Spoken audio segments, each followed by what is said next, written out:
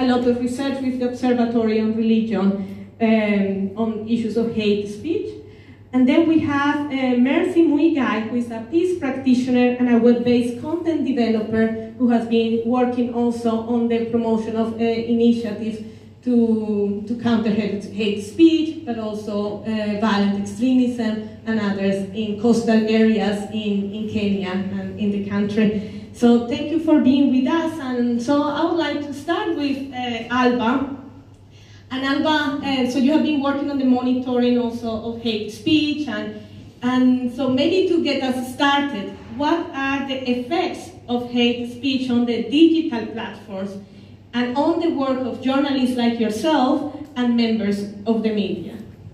Well, thank you. Thank you for your presentation. Thank you also, everyone here, my fellow colleagues. Thank you very much.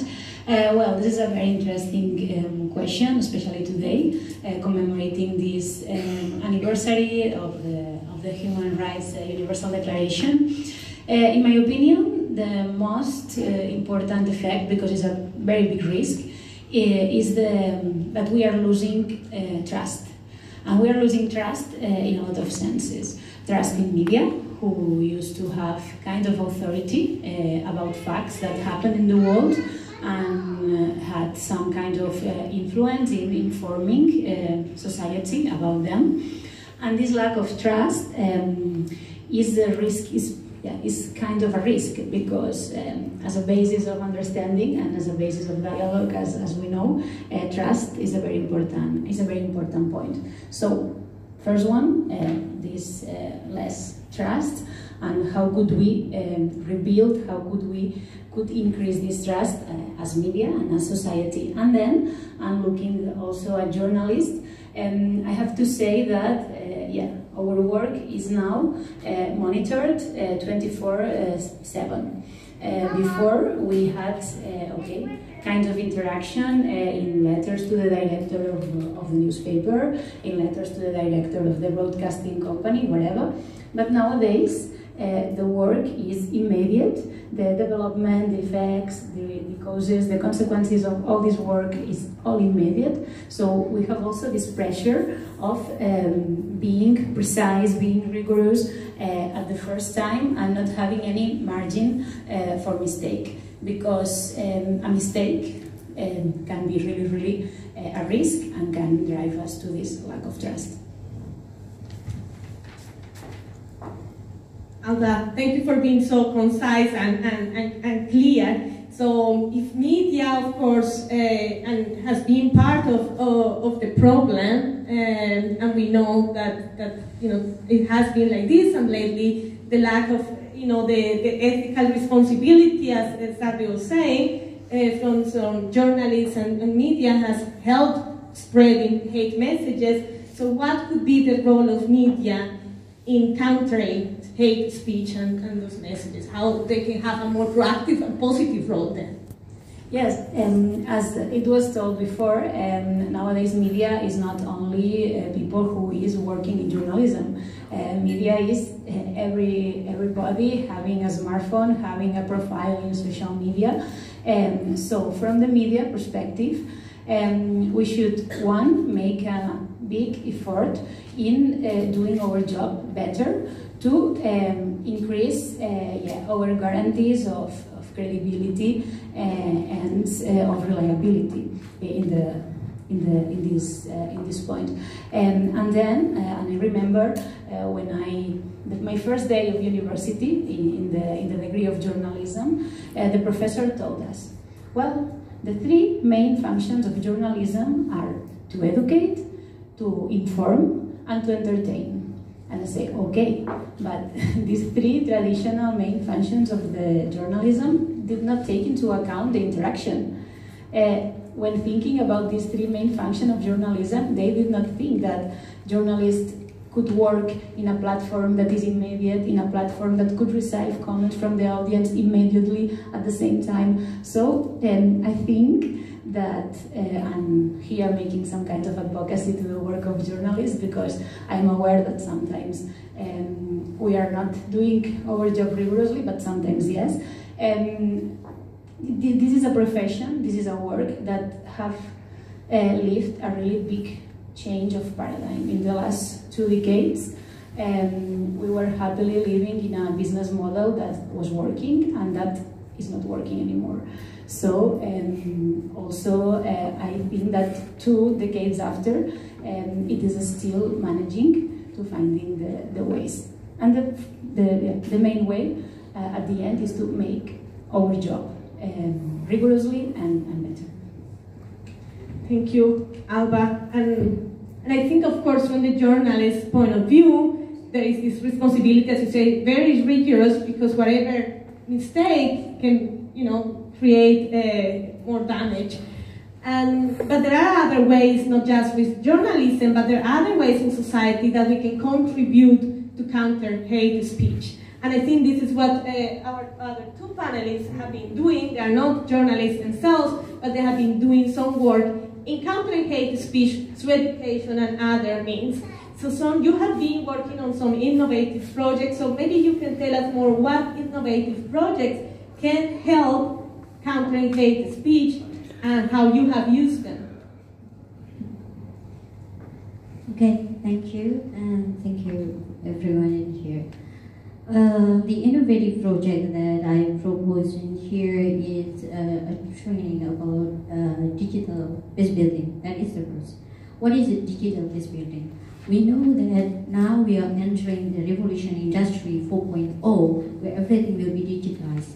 Once we have a cell phone, and I'm sure everyone in here have cell phone, have you ever realized that once you activate your cell phone, you give your personal identity to the third person?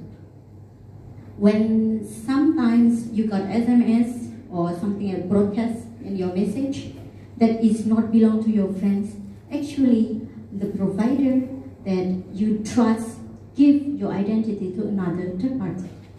And it is trap. The trap could be security and privacy. That is really concerned. That is what I'm teaching to the digital base building about security and also privacy. About the hate speech is part of the impact of the media. Actually, the media is very neutral, but it is user end, how the user, that is we are, how we will use it, whether it is positively or negatively. And negatively, one of the trend is the hate speech. The hate speech, give you examples in Indonesia, especially when it is close to the elections, whether it is governor elections or presidential elections, it could be using the massive hate speech and even hoax in it, where putting the public opinion into a certain ways to change voters. The problem is when they are having the hate speech, sometimes not only using the media, but mostly they are using the YouTube platform. So we need to counter it. How we counter it? We counter it by using the alternative narrative. The alternative narrative is how we could help people when they are doing the hate speech to using the YouTube. We counter that using a positive message.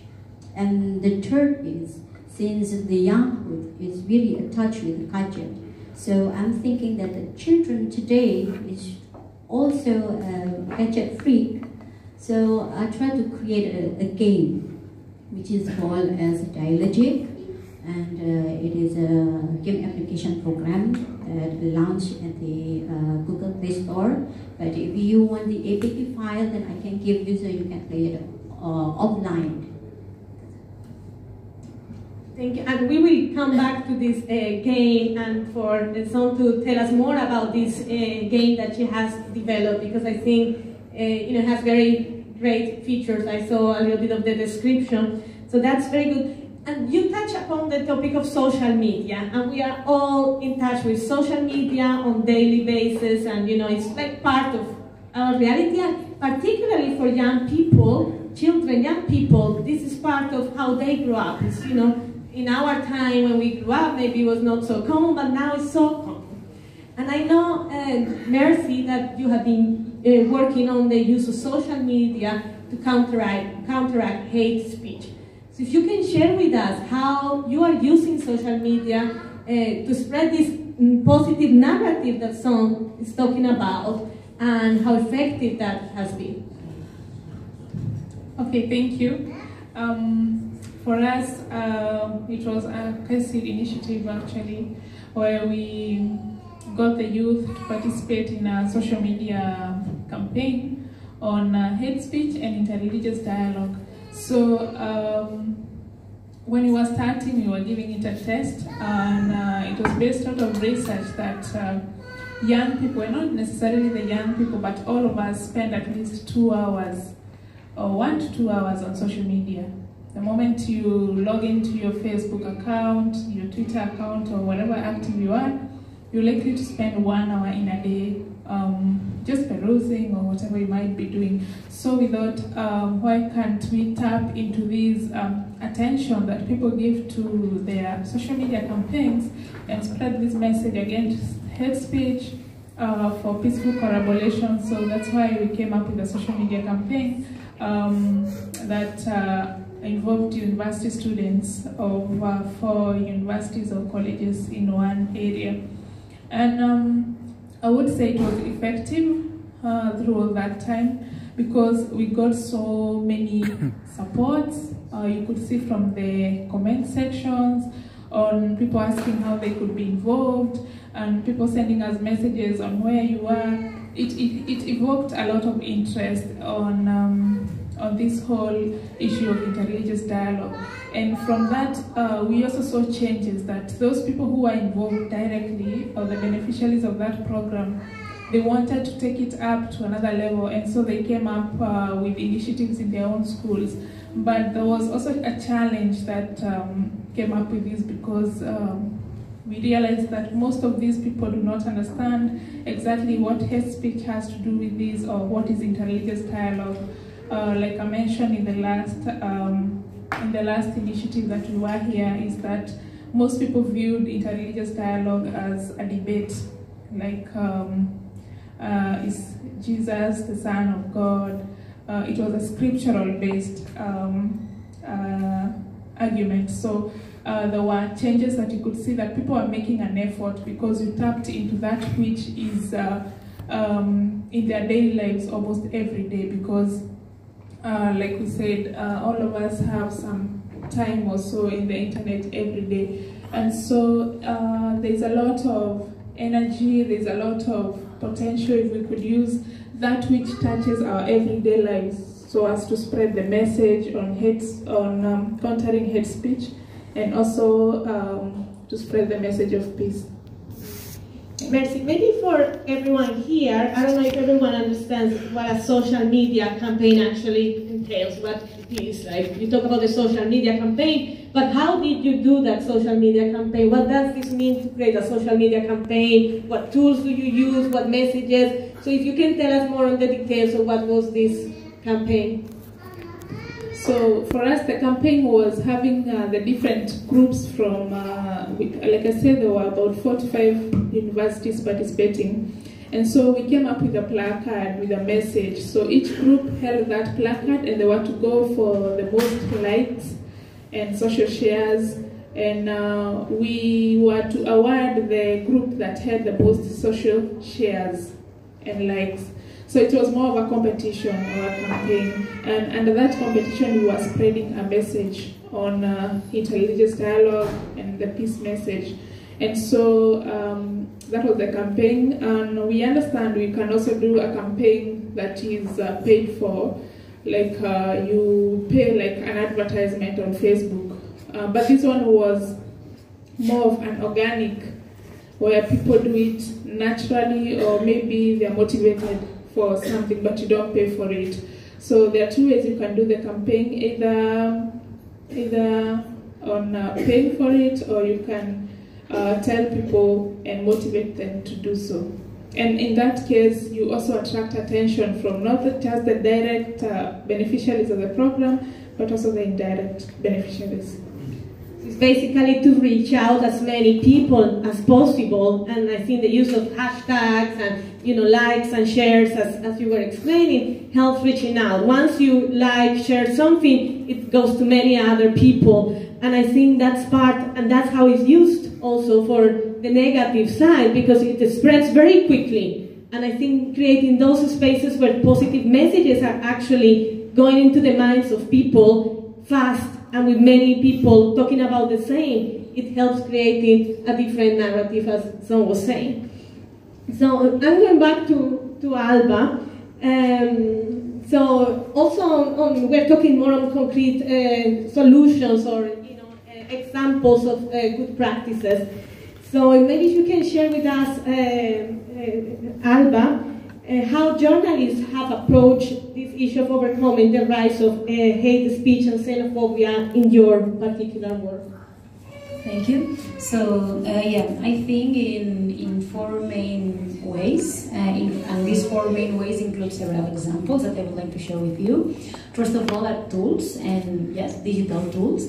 And I think that we are talking and we are aware of all the risks that these tools have, but we are also aware of the benefits of it, of how positive it is to have a good use of these tools, and in this sense, daily, several solutions regarding the job of the journalists appear. For example, there are several websites to check the information, to check if a picture is fake or is not fake, to check the information, to reach sources. So the job of checking the information and not to spread fake news and promoting through this fake news hate speech is nowadays easier, because we have these kind of platforms. For example, one that is kind of well known is T9, for example, is to check images. But at a local level, there are a lot of associations of journalists or even entrepreneurs in journalism who had started kind of initiatives to check information. A recent case in Catalonia, for example, which I know quite well, is called Verificat, and is to check the information that you are about to publish kind of immediately. So digital tools, as an example, to avoid this hate speech through a rigorous information. But if we have tools and we don't have education on how, or we are not trained on how to use these tools, this will not work. So I think also educative initiatives in communication schools, in this sense, if we are talking about the field of media, are also the key to reach this education for journalists who are about to use these tools and these initiatives. And in this sense, for example, in Ramon Llull University, we are carrying out several initiatives. For example, we have a campaign against extremism in social media, specifically against Islamophobia, called Be the Key. Some of you here are aware of these communication campaigns. This campaign comes from the students, from the communication students, so the awareness through them is also there. And also several other initiatives in how to be rigorous and have this ethical point of view always there. And then the monitoring, internal and external. And when I talk about internal monitoring, I'm talking about the different networks of media professionals who are kind of evaluating, assessing the situation of hate speech through media and digital platforms. In this sense, for example, is kind of curious. The Ethical Journalism Network, which is European, has several initiatives, but one specifically implemented in Italy called Media Against Hate Speech, but in Italian. And is a short quiz, a short test that every journalist should take before publishing a story. But it's very curious, because when you see the questions in this test, are the same questions that you should think always when writing something. So these famous 5 double Bs: what, where, who, how, and why. So we think we are innovating, but we are going back to the basics.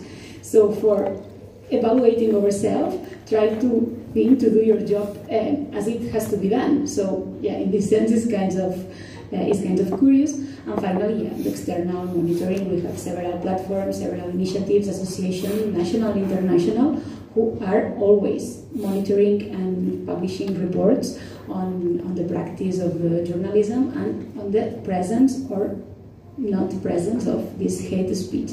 How news could drive to this hate speech. For example, there's an initiative in Spain called the Observatory of Islamophobia in Media that annually is presenting the big report analyzing the 5 media with more audience in Spain. And this year, for example, is the 3rd year they have published this report, and there has been kind of a controversy because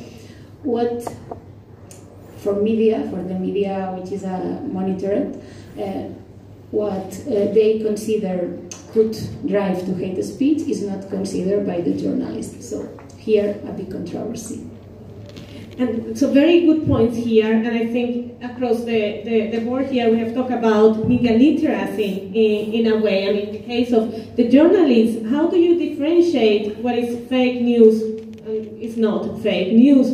You know, we read something, oh wow, this happened, and share, or start talking about this with other people. So I think the responsibility of the journalist to check the facts and to check the sources are very important, but I think it's also the responsibility of us as individuals, and which is what you are trying to do with your campaigns, and giving a little bit of more content to what are you reading. What, as you were saying, Mercy, it's not enough to have a social campaign because people don't know what hate speech is. So a little bit of the content needs to be there. I will open it for questions. I imagine there are some questions from your side. And so before I go into some to show us a little video, I would like to open it for questions. So please introduce yourself, and this is either a question to the panelists or a comment. So please take the floor. 1, 2, 3.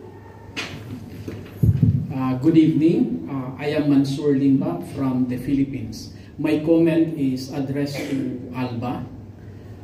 I hope you have no qualms in agreeing with me that your proposed mantra of to be more responsible media practitioner or journalist is something that is easier said than done. Yeah. Because there is a missing element in the equation. The fact is that our traditional media is a corporate media. Therefore, its aim is gain or benefit. And the reality of the news is that good news is not good news. So now, as a journalist who is actually under a corporate media, how could you balance that one? That sense of responsibility and your physical need for your sustenance. Thank you. I will collect first the question, then we can come back. So, you. Thank you. My name is Surya from Indonesia. I'm interested with the social media practice. So, for example, in Twitter and Facebook, there's a lot of hate speech and hoaxes. And I think, related in Indonesian case to the politics, I think. So there are a lot of buzzers, and I think these buzzers are well coordinated and not only one. And I think it's also has been criminalization in Indonesia. So I would like to ask your experience, or what have you been doing? It could be any one of you. So is there any counter narrative to this practice, or yeah, we can share more about that. Thank you. Thank you. Yeah, good evening. My name is Rilo Pulo. I come from the Philippines also, but I am based in Vienna. And last year, our diocese organized a conference like Has and Nets, so hate or something like this. And I have learned that in Austria, for example, there are steps. Like if you are a victim, you have to know you know where to go in order to get support, and even what do you call it? Penalize the doer, something like that. And really, something like connected to his comment, like there are also countries now, especially in the Philippines, where we have the impression that this hate speech are even government, I would say government initiated to attack political opponents. What are your comments like? How do we do in this situation? How do we approach this? One more question, maybe it's passing here. Hi, I'm Sohini from India. So I wanted to inquire a little bit about two facets to the use of media.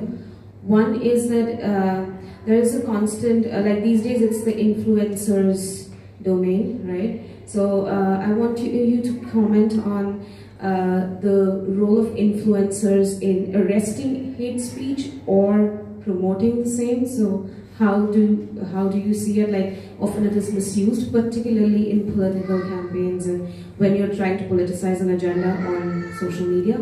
And second, I also wanted to ask about initiatives to do with, there are certain times that certain videos or news is actually taken, like it's taken out of its context and then it is made to look a certain way, and there is no check or no accountability on social media when it comes to that. And to actually, it does more damage before it's even detected, and it is almost impossible to monitor that. So I would want to know a little more about the journalist's take on it, if you could comment on that. Thanks.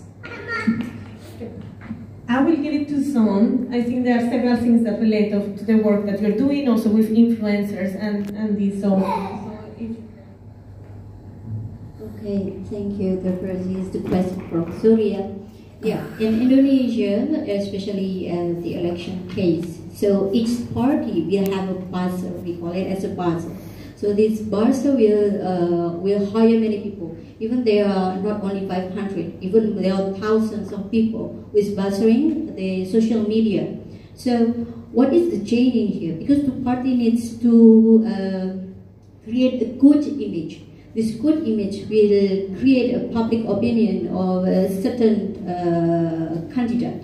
That's why they need those buzzers. But how we know that this is okay or not? To know whether the leader is good or not just because of the buzzer. We can check the story that they create. Sometimes many hoax that happen in Indonesia, especially the last year elections. That is the worst elections in Indonesia because they are using religions. Religion is very sensitive in Indonesia as the vehicles to gain powers, and they spread it using the social media. So all the hoax news, actually, we can check it. It takes time. That's why that I'm teaching in the digital peace building. There are some certain applications that we can use to check whether the story is hoax or this is truth or not. Or there are one day as a minority there, because I am a Buddhist. There's a friend who is targeting me for the hate speech in a certain group, saying that I have to be responsible for that happened in Rohingya. They are spreading a story that in the story they are saying that this is what happened in Rohingya. When I check the picture, actually the picture isn't happening in Rohingya, but that is happened in Tibet when there is earthquake. So there are many people dying. So that is how the media are working. We have to be wise, not accept fully. We need to be a people that filter. Like the media itself. The media is very neutral. It is a user. How we will use it? We will use it for positively or negatively. And the counter narrative that I say, if you see the YouTube that contain misleading, hate speech, harassment, and everything, you can just report, flag it. At the corner, there's a 3 dot, click it, report. And then there's a certain questions in there. Why you report it? For harassment or everything. And the third is relate with the fellows from the Philippines, which is how we try to report it. There first, if you have harassment or hate speech that targeting you on the internet, first is you have to document it and monitor. The third is you have to file, and fourth is you have to sue. Do the ITA law. That's what I think. Thank you. Mercy, I think you have some responses to maybe the same questions. I think there are 2 that go directly to Alba. It's with the corporate media and accountability, but maybe related to the same questions. Mercy, you have some comments? Careful. Sorry. Please go ahead, Mercy. Okay. So, with regard to media and hate speech, even in my own country, it's quite a challenge for the government to monitor hate speech on social media, to be honest, because there's a very thin line between what is social media and what is real sense. Because someone might be having a real point to make, but maybe they said it in a bad way. So it's challenging for even the government to prosecute some of these people and draw a line between what is hate speech and what is not hate speech. So as an influencer, or whichever field that you are, that you're able to take influence, or if we in our own areas are able to take on influencers and maybe control hate speech, I would say maybe it's about coming up with the regulations even before you can involve these people. Because like in our case, when we were conducting that social media campaign, we had to agree with the participants on what to do and what not to do. So I think from the word go, if you were to involve the influencers in your work, and maybe you might not have control about what every other influencer out there is doing about hate speech or is not doing, but if you were to involve an influencer at Facebook or whichever social media account influencer is, you have to be clear with them right from the word go on what you can accept and what you should not accept in your campaigns. So I think that can really go a long way in helping you deal with a social media campaign on hate speech, human rights, and any related field. Thank you.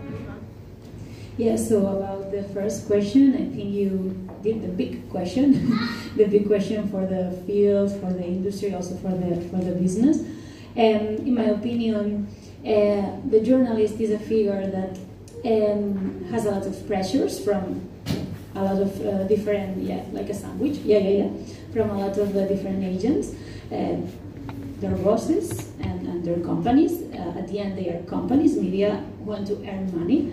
And then the public and the citizens, and of course, this is the main obligation and the main responsibility of the journalist to accomplish ethically the work of telling what is happening and telling it with the most objectivity which is possible.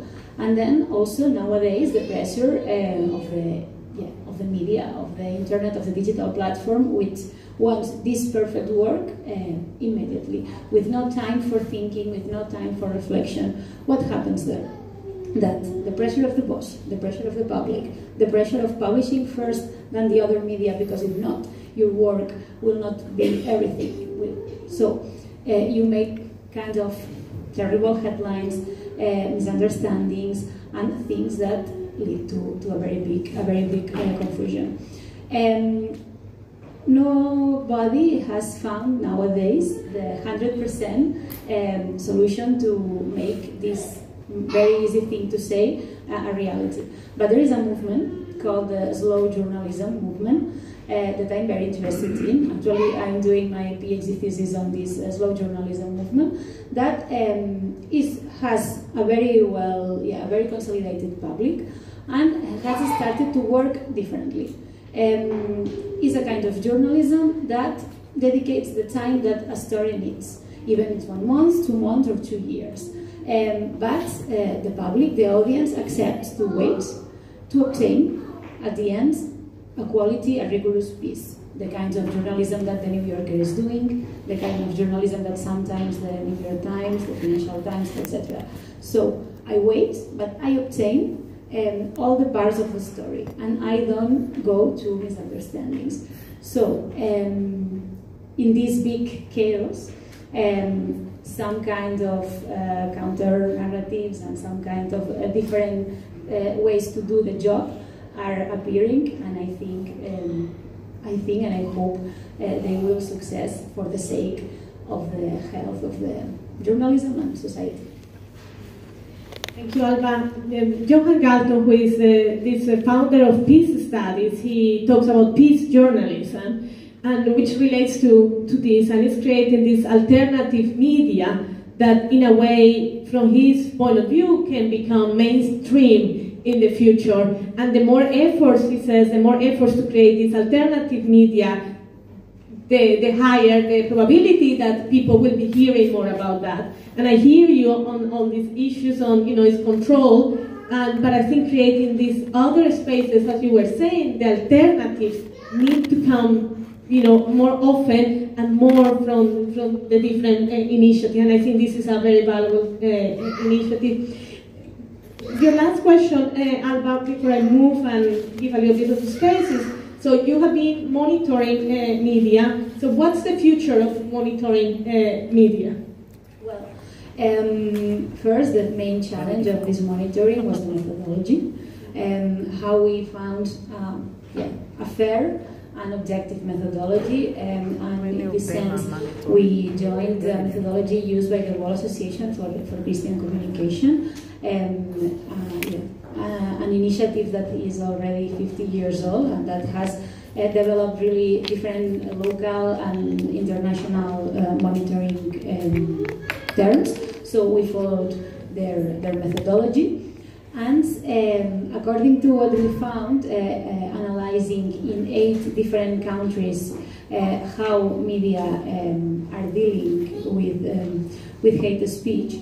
The future, and I don't want to insist, but the future is training, education, not only for the part of the professionals, but also training and education in the part of the audience and of the public. Last year I had the opportunity to interview Zoe Greenberg, a journalist from the New York Times, and some other journalists from the New Yorker, and she told me that they have a methodology in which the first 2 years, when they start to work in this big media, they don't write anything. They only do fact-checking. So before writing any line in this big media, you do a wide, huge amount of fact-checking. And when you have 2 years of fact-checking, then you can start to write something. And this is an example, just to tell you that, the future is to educate journalists, to educate at the same time citizens, to make easier to know how to use the new tools that we have in a healthy, a positive, and of course, in a positive way. Thank you. I want to move to some, because part of countering hate speech is also strengthening societal diversity and inclusion. And you have created an online game that aims to do just exactly that. So Sonny, if you can tell us, what is this game about? You mentioned in the beginning. So what is this, and who is the target group, and how are you developing this game? Thank you. So the game is part of my concern, because I see that children today really in touch with a game that promoting violence, such as they are playing Mobile Legends, Free Fire, PUBG, and also if they are playing the console game, not the online game, the console game like PS or Xbox, they are playing GTA, that is promoting violence. So due to this concern, I'm thinking why there are no online game, or you put online or offline game that promoting peace.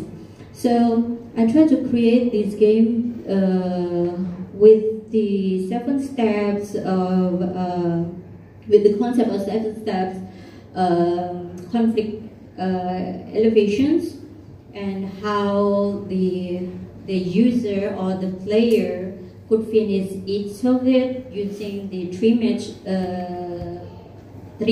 game, and then each of the game they have finished it due to having a peace dialogue. So what is the status of this project now? Is under development, and what has been the support that you have received for the challenges, and how this can be, you know, something that can be mainstream? I think we need this kind of games. Young people need this kind of access to the games. So what has been your experience? This game is actually supported by the KAICIID for the grants, and it is launched at the Play Store. The name of the game is Dialogics, and I also prepared the APK files in case you didn't find the game in the Play Store. Thank you. So I'm going to move, because I want a few other questions before we close, but I'm going to move to Mercia, and you talk about the social campaign and working with several partners and universities. What comes next with this campaign? You know, we do a campaign, how do we move forward? So it doesn't stay just in the campaign. How do you measure the results, and how do you move actually into having a wider impact? Okay, so for now, based on that campaign that we did, we realized that they need to educate these people first, because we might be involving them in something they don't really understand, on what is interreligious dialogue. So we took another phase on this project, and now we're taking the part of educating through trainings. And now we'll also not just do a physical training where you call people for a conference. We're thinking of also doing a Twitter chat, like many of you might have seen in many situations. So in this case, we want to start up, we don't have a Twitter account as per now, but we will start our Twitter or Facebook chat, if it works, where we'll have one hashtag that is related to the message. And what we believe is that people can always follow up with the hashtag. For instance, if you want to go and search something to do with Austria, if you go maybe on Instagram and search for a hashtag, on Austria, you'll see people who've been to Austria, what they did. So the same case we want to do with this part, where we want to educate these people, or the young people, on hate speech and interreligious dialogue, both physically and also online. So might have to bring some few influencers who will take this up, who will give it more visibility, so that people can come up and learn more about hate speech, more about peace, peace talks and dialogue. So that's how we see it to the next level. Thank you so much. So I will collect a few questions or comments. So again, please say your name and very concrete questions or comments. Please go ahead.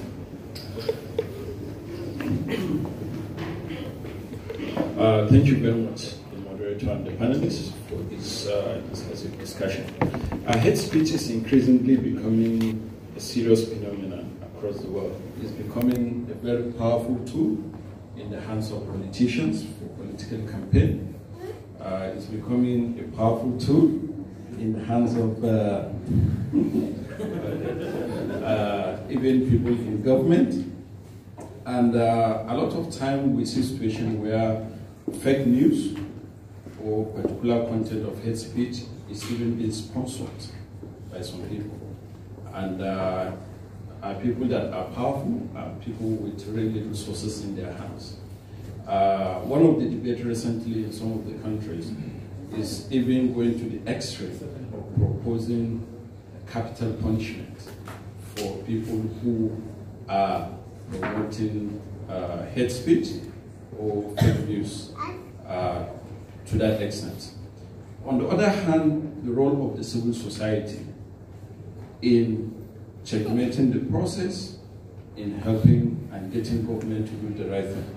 Government remains the primary and number one authority with the responsibility to protect its citizens, but governments in many countries, they are struggling with either coming up with laws or putting in place mechanisms that will help to check issues of hate speech, because sometimes some people that are in government are also culpable in doing so.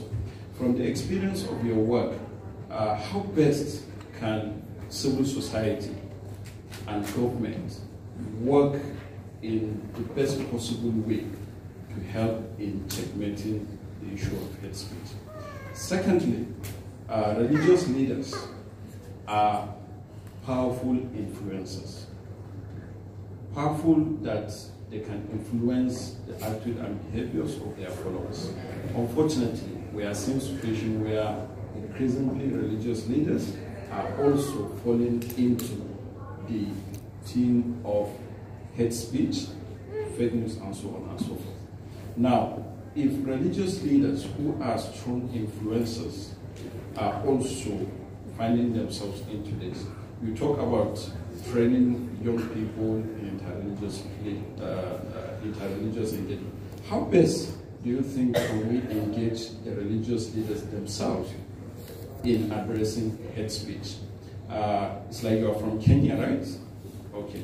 Kenya is a country that experienced issues of post-election violence and issues of social media and hate speech and other things contributed to the escalation of this violence. And election increasingly is becoming a major driver of conflict, particularly in African countries. So, looking at this, it will continue to happen, but how best can we look at these different layers of stakeholders and effectively work in a harmonious way to checkmate this? Thank you. Thank you. One question, any other questions? 1, 2, and then we pass it here and we close. Thank you. My name is Rajendra and I'm from Nepal. Yeah, I was trying to take some, thinking about the takeaways that I can take from this session, and it's been really difficult for me to, grab things, because we talked about ethical journalism, about campaigns, and about community orientation and all, and that is very important. And on the other side, while thinking about this topic, actually I have never thought or never heard about anything like this, what I'm going to propose now.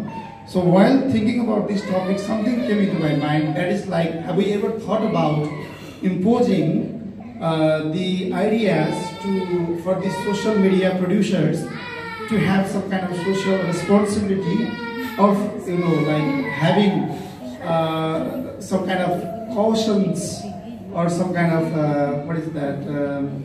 legal, let's say, ideas, news, notices on their websites, so that we can see at the very first hand whenever we are using Facebook, for example, or Twitter, Viber, whatever it is. So when we click or when we open that page, we first see that thing. So caution to use that, or notices. You do this, you can't do that. If you do that, then you will be violating the laws, then you will be apprehended, something like that. So have we ever come across, or have we ever thought about that kind of means also to cope this problem of, of course, violations of the things in digital age? Thank you. Thank you. And the last question. Thank you very much. My name is Amtemian from Myanmar, and my question is to Marcy. So you talk about So hate speech is quite a challenge for your government, your country as well. And I think this is a challenge as well in my own country.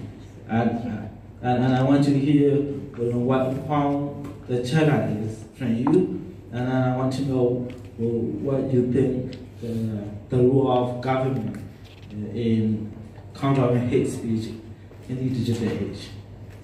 And then then you talk about so countering hate speech with a positive narrative. And it's very interesting, and I want to know more about it as well. And then to both, and at the very first part of the panel, you talk about lack of tracks a lot. Then I wonder why it happened. So could you please explain a little bit about it? Thank you very much. Thank you. So because it's late and we are hungry and tired, so I will ask the panelists to take just 1 minute to respond to the questions you want to choose, maybe not to all the questions, but one you want to choose. And then I give some closing remarks. So, Mercy, there was a very concrete question addressed to you, so maybe you can start.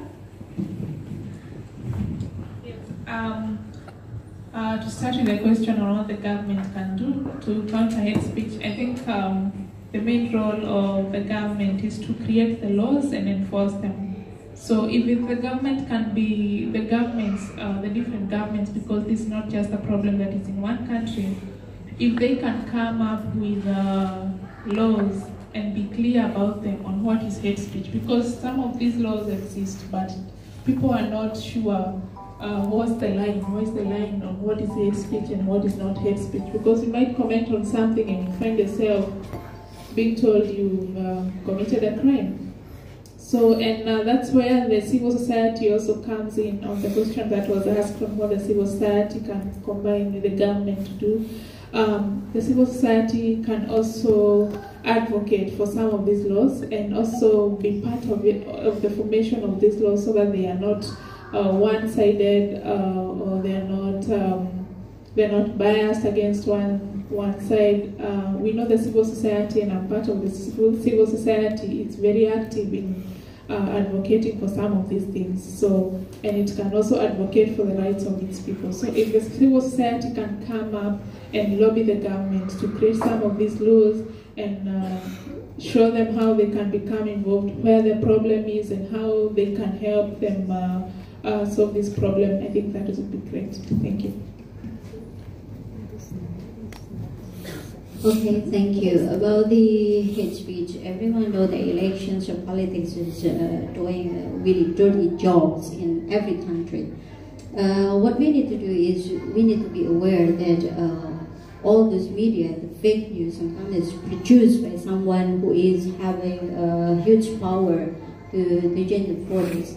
But not all of the news is acceptable. I know that each news have flaws, and to check it, there is a special, as I said before, there is a special application that you can check whether the news is fake or not.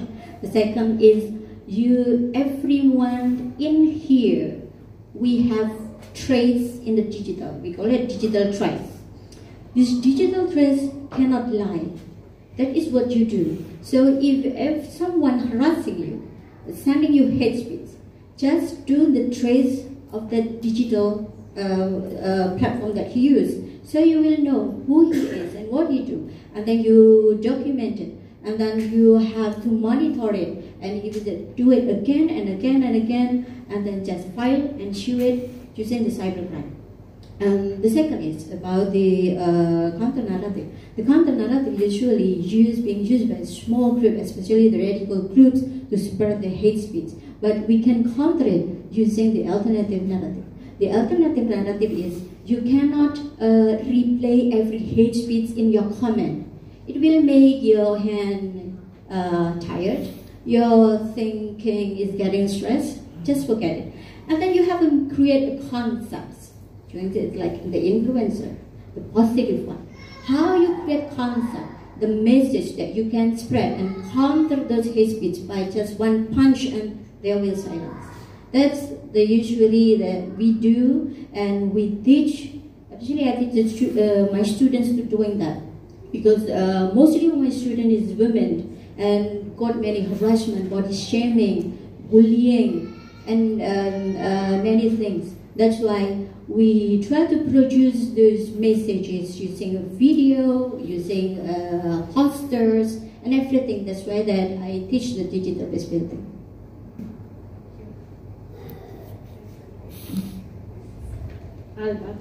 Yeah, and quickly, this is why there is lack of trust, and yeah, very quickly, because we have all the news, fake news, hate comments, hate speech, information at the same level, at the same place in our news feed.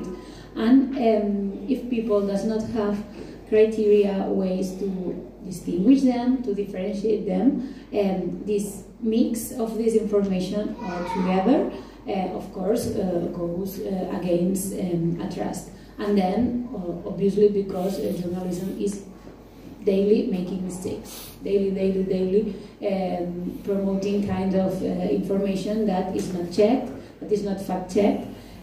So it's not an external problem of the professionals. It's a problem that ourselves we have created. So these are the main reasons. Thank you. Since wars begin in the minds of men and women, it is in the minds of men and women that the defenses for peace should be constructed. This is the preamble of the Constitution of UNESCO. And I think we have talked a lot about this. I mean, all this hate speech and the dissemination begins in the minds of people. And the closing remark of Sadvi is how we clean those thoughts and start in our minds. And I think what you are doing is a remarkable work in the midst of a rise of extremism and a rise of these negative narratives and messages about the other. And I see that, I mean, you are driven by the desire to challenge this narrative, by creating a different narrative, to create a positive message. And I think if many more initiatives like this were there, we would be able to counteract these messages. And I think part of the conclusion of this panel is that the responsibility is not just out there, it's not just in the journalists, but we have a personal responsibility to do that.